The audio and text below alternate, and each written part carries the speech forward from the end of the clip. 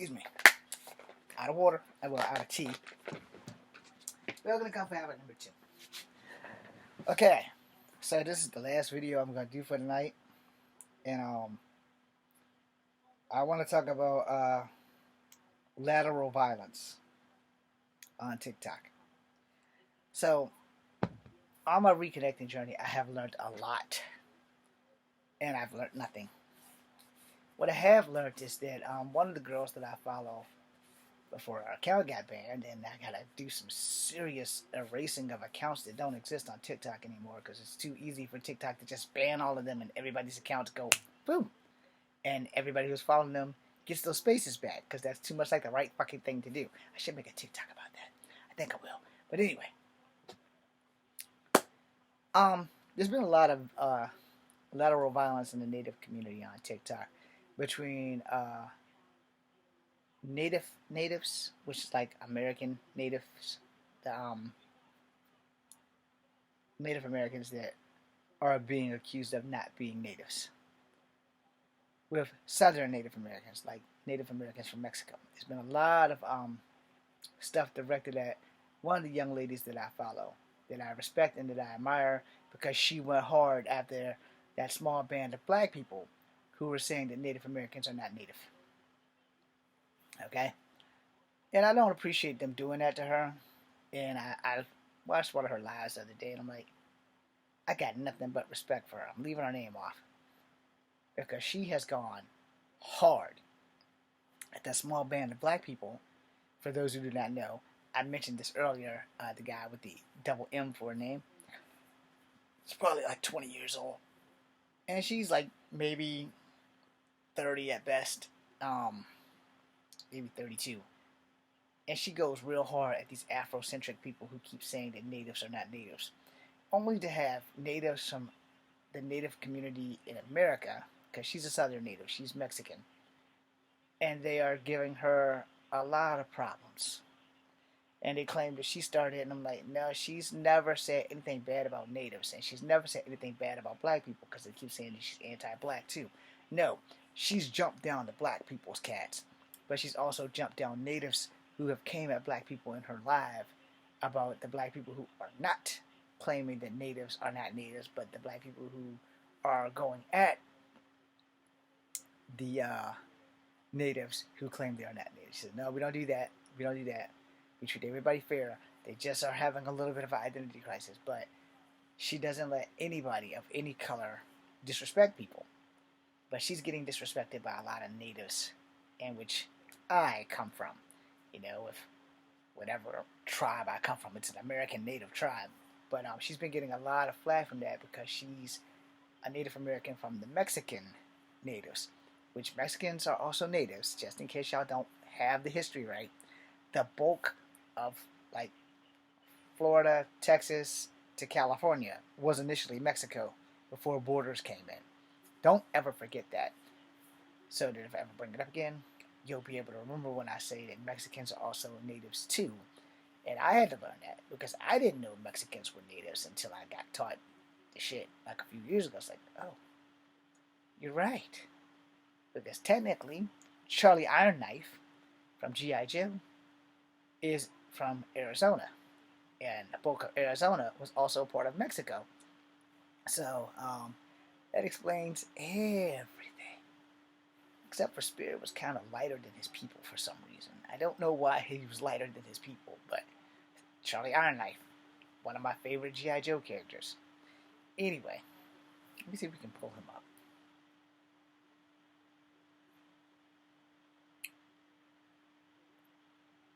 G.I. Joe character Charlie Ironknife.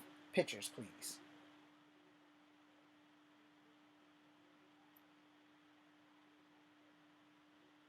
I don't need his toys. Oh, I didn't get that Spirit. I don't have that Spirit, but I'm going to get it when I can find it. It's $25 too. Okay.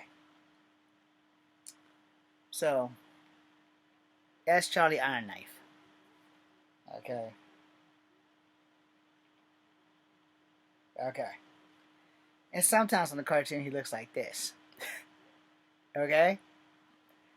So, let me see if I can find a scene with him and Storm Shadow. But his toys are like this. I do have that spirit and freedom. Let me see.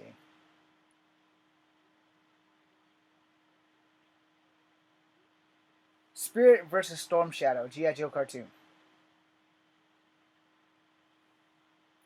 Let's see. Maybe it'll be this one. You guys aren't going to be able to hear it because my headphones are in.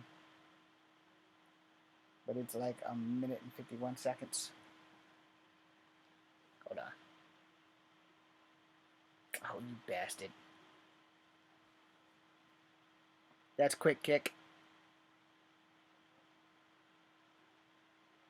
That's Storm Shadow. Oh yeah, this is the one we has Excalibur.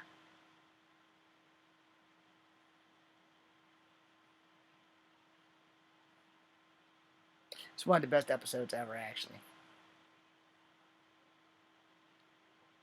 Spirit should be showing up soon.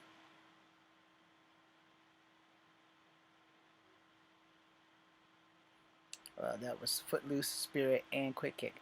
Okay, so let's see, there's Spirit and Quick Kick running side by side.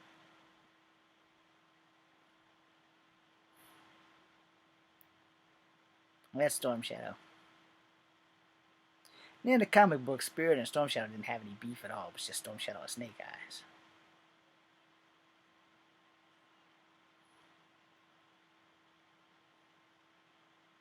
Footloose, Storm Shadow's behind them.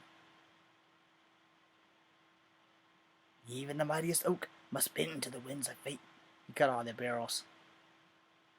Storm Shadow would eventually say that later during that episode. And Footloose is crazy, which is why he grabbed the back of the bike. But yeah, that's Spirit. And in some of the cartoons, he's actually portrayed a little bit lighter than that. But you know, let me see if I can find one of Spirit's family. Cobra takes Spirit's family G.I. Joe cartoon clip.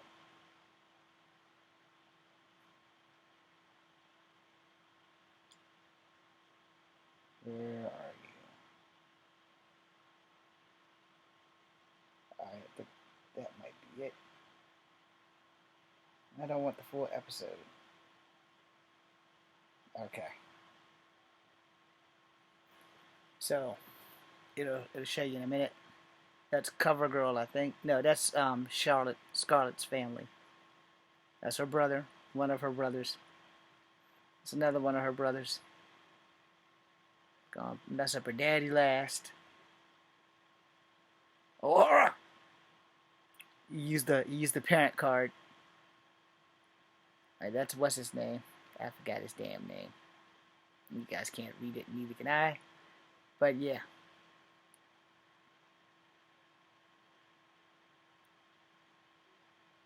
I think they're gonna get his sister.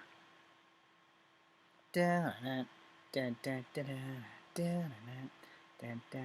might get his whole family. But that's his sister right there. Yep, they got his whole damn family. That's his daddy. He looks a lot like Sparkplug, doesn't he? But it's not Sparkplug. Just remember that Hasbro ran both G.I. Joe and Transformers. He got a page from his job. He didn't know that they took his family. But they waited for him to leave. Daddy gonna put up a fight though.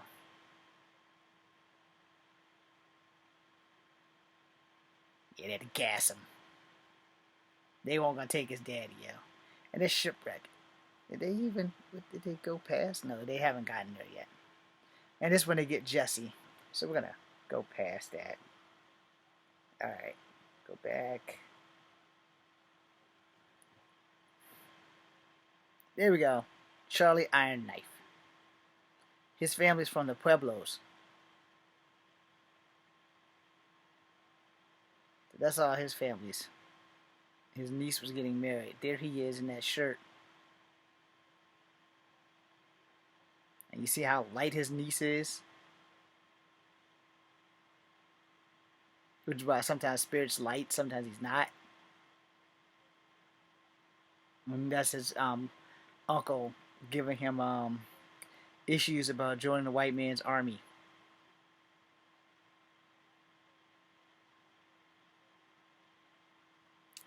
So that's what they're talking about, him joining the white man's army. But anyway, he's from Arizona, and she gives him her blessing, proving that the women of the society and natives actually have some standing, not like that crap you see on TV. Alright? But they kidnapped both of them. So now that we got that out the way, the last guy was Barbecue. But there shouldn't be any lateral violence from native to native. And I once made a video about this a few years ago, where there were natives doing bad things to natives, and honestly, the shit really needs to stop. Natives should be looking for each other and helping each other out. And now with that damn TikTok war, with these aboriginals coming after natives, the shit really needs to stop. So hopefully, I gave you guys something worth watching.